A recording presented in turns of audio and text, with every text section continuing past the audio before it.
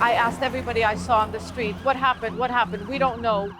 You ask anyone in Beirut now and you ask them what happened that day and they'll say, we thought the explosion was right outside our house. Everyone thought it was just so close because it was so powerful.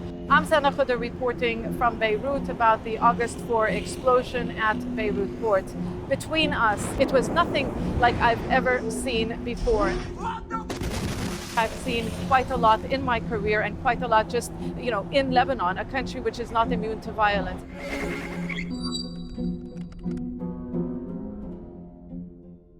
So it was late afternoon. I was walking with my 3-year-old son and my mother in Hamra. This is a commercial district in Beirut, approximately 3 kilometers from Beirut port, or what is left of Beirut port. We heard this thud.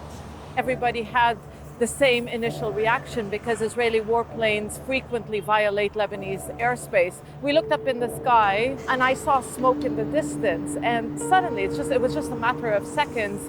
Boom, a blast.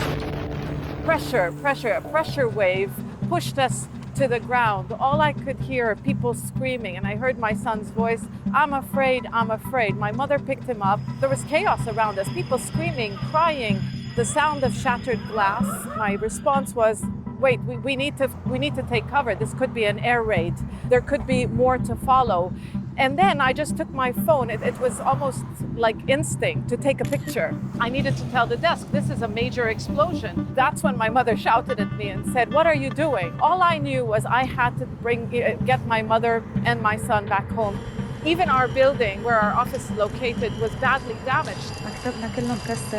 I looked for my own colleagues. Where are they? And I said, did anyone see Ali, the cameraman? And little did I know that he was stuck in an elevator for 1 hour and a half. The elevator dropped 4 floors while in the aftermath of this explosion.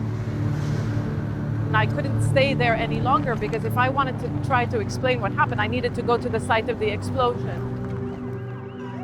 It was very difficult to move. Many roads were blocked, debris everywhere, chaos, ambulances. I saw many people who were wounded. This was something huge. I don't know what happened. I was fishing. I heard there was a fire, so I began to head home. Then I heard something explode, and then this happened. I got injured. This is all I know. Most of the buildings that I was walking past destroyed, glass on the street. But I still could not comprehend what happened. But it started to emerge that this could be some sort of an accident. It's a man-made accident. The president, the prime minister, officials, security officials, everyone knew that highly explosive material was stored at Beirut port, and they did nothing about it. They were indecisive, they were negligent, and they were incompetent. You have to explain why people are so angry. Living in Lebanon, corruption is endemic.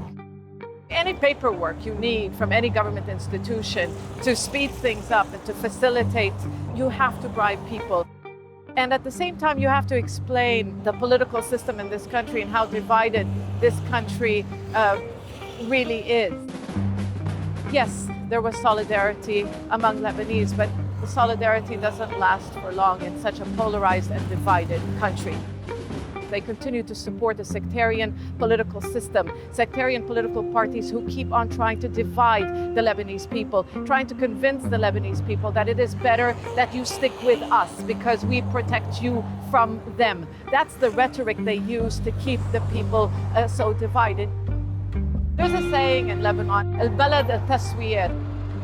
This is a country of political compromises. If they want to avoid an all-out confrontation in this country, there's going to have to be some sort of compromise.